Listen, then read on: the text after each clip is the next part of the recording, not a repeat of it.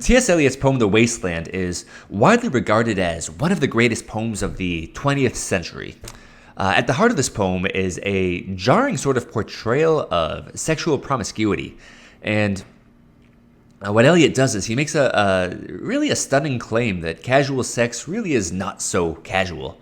And in fact, if you're to take his argument seriously, he argues that the breakdown of sexual ethics actually leads to the breakdown of society as a whole. Right? The cultural decay can be traced back, by and large, to sexual promiscuity, which is a sort of jarring claim. But let's sort of break down the context of The Wasteland and why Eliot sets out to write this poem to begin with. The poem itself was published in 1922, right? So this is 4 years after World War I, and again, this is capturing the angst and despair of the lost generation. It's important to note that this war, World War I, while it was already considered pointless and gave millions of soldiers PTSD, it also completely destroyed the culture and the ethos of Western civilization as a whole. Right, that this is really the beginning, the aftermath of this carnage, this dread and despair is the beginning of the rise of modernity and this Nietzschean insistence that God is dead, right? There is no longer any religion, there's no objective morality or purpose to life. Life is meaningless and absurd. Hemingway himself really captures this despair if you ever read The Sun Also Rises. It's a story of really how modern man is emasculated and tries to drown his pain in hedonism. But nonetheless, if you really want to get a sense of what the culture is feeling at this time in the 1920s and what they're gearing towards, in a mere 15 or so years later, I believe, it's Albert Camus, who's one of the most influential philosophers of the 20th century. He was an absurdist. He published his magnum opus, The Myth of Sisyphus, which effectively asks the question, why should we not kill ourselves? So all of this is to say that at the time that Eliot himself is writing and publishing The Wasteland, there is a very real sense of dread and despair that life is meaningless. But Eliot's point wasn't just to sort of capture this despair, but also really use this poem as an opportunity to search for answers of, well, how can modern man live a meaningful life or rediscover true, authentic meaning, right? A true sense of truth, beauty, and goodness. So with that said, let's look into the poem itself. So the Wasteland, it's quite long. It's 430 lines of poetry, and it's really rife with literary allusions. There's 5 sections in total, and this video is not going to cover the entire scope of the poem. Rather, we'll just look at section 3, the heart of the poem. Section 3 is titled The Fire Sermon, and this poem, or this section, it effectively deals with lust. There's 2 main sources of scenery in the Fire Sermon. First off, we get this sort of grueling and unpleasant portrait of the Thames River, right? This poem is set in London. And so the Thames, as Eliot describes it, is polluted. It's covered in trash and these slimy bellies of rats running around. And Eliot insists how there's only trash and filth, and all of the nymphs have departed from the Thames in London. So that's an interesting way to start a scene, right? Why insist on this dirty river? And then the scenery of a river is complemented by a sexual hookup, right? I like to joke that it's modern literature's first portrayal of the regrettable hookup. But it covers a unknown man and an unknown woman in the woman's apartment, and they just have a casual encounter. I'll read some of that directly here, but Eliot writes, "Flushed and decided, the man assaults at once. Exploring hands encounter no defense. His vanity requires no response, and makes a welcome of indifference. He bestows one final patronizing kiss, and gropes his way, finding the stairs unlit. She turns and looks a moment in the glass, hardly aware of her departed lover. Her brain allows one half-formed thought to pass. Well, now that's done, and I'm glad it's over." So yeah, it's a regrettable hookup. But at the same time, there's so much more going underneath the scenery here than just regret. Again, why is this casual hookup being complemented with this polluted Thames River? Well, classically speaking in literature, rivers were equated with vitality and life. And the Thames is effectively the heart and soul of London.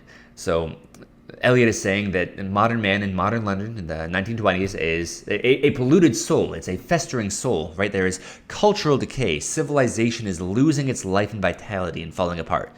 And he equates this to sexual promiscuity, effectively saying that human sexuality itself has fallen. And so with this fall of human sexuality comes the fall of society. Well, why would that be? First off, why there was, classically speaking, a critique of sexual promiscuity was that it was the act was dehumanizing to the human body. Herbert Marcuse, who was a leader of the sexual revolution, said as much himself. He said, if we can redefine human sexuality to be about pleasure above all else, then we'll redefine the human body itself to be a means of pleasure, or that the body becomes a means to an end.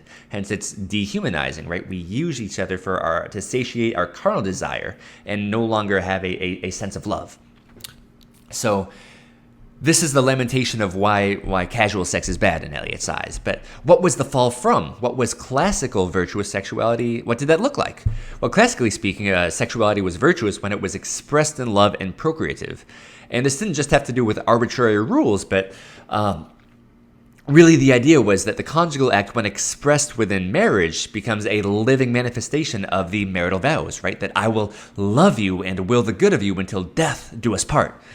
And this is important because this willing the good of the other, this is not just an erotic love, but this is agape, right? A Greek word for like that divine love, the highest love, willing the good of the other.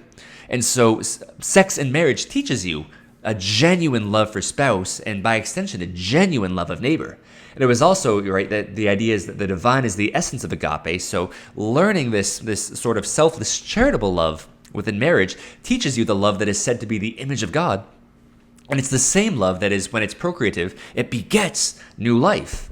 So this is the whole point, is that this restores the vitality of civilization itself, because a sexuality that is open to life and expressed in marriage teaches you love of spouse.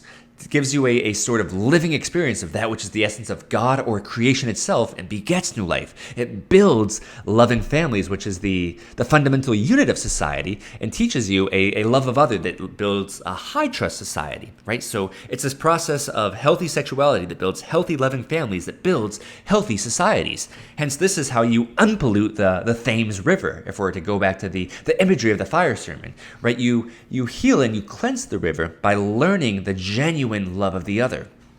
For Eliot, promiscuity may be the sign, the tangible sacramental sign of a fallen society, but at the same time, this rediscovery of classic traditional sexuality, that's what restores life to civilization. That's what brings true trust and flourishing to life. So this may still sound like it's a dreadful poem, right? The Wasteland, lamenting the despair of the lost generation, but it actually does end on a point of hope. I'll read one more passage here. This comes from section 5, which is titled What the Thunder Said. And it's really a section that's filled with this really interesting, like, apocalyptic imagery, right? Apocalypse meaning like revelation, right? Not doomsday, but like heavenly providence. And Eliot here, he writes, "Who is the third who walks always beside you? When I count, there are only you and I together, but when I look up ahead up the white road, there is always another one walking beside you, gliding wrapped in a brown mantle, hooded. I do not know whether a man or a woman, but who is that on the other side of you?" So this part of his poem, it's a reference to Scripture, to the road of Emmaus. And that's in that scene in the Bible, that's where Christ, resurrected, returns to two of his disciples who don't recognize him, yet he still walks with them.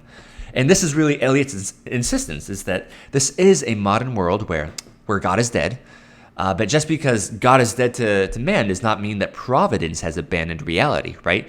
Natural law, human nature, they still exist. Truth still exists, and goodness still exists. And therefore, if you act in accordance with truth, right, if you act with the natural law, if you seek the logos, if you seek love and you seek to love the other, if you seek the good will reach out back to you too. So even in this fallen modern world, Eliot insists, where there is real despair, there is real dread, there is real nihilism, if you have the faith to believe that there is a truth and a good that exists, and if you seek it, your seeking will not fall on deaf ears, right? There is a hope of rekindling a true and authentic relationship with providence in the modern world. And such is the task and the adventure for modern man, as we're navigating this post-Copernican sort of chaotic modern reality, how can we rekindle that spark of the divine that exists lying dormant in all of us? And Eliot does have answers that we'll explore later in his written corpus. That's outside of the scope of this video. But yes, it's everything I had planned for you today. So as some final notes, again, appreciate you if you made it this far. As always, like, comment, and subscribe. It goes a long way in helping my channel grow, if you enjoyed the video, that is. And if you want to go deeper, I do have a Substack as well. I'll link that below. I have 2 essays that go out a week on ideas just like this. And last, I do have coaching as well. So one, I'm a personal fitness trainer. If you're a man of faith looking to get in touch with your spirituality and either gain or lose some pounds, I offer coaching there. And I do offer tutoring on the great books in philosophy as well. So link to all of that below if you're interested. And thank you as always for watching, my friend, and hope you have a blessed rest of your day. Take care.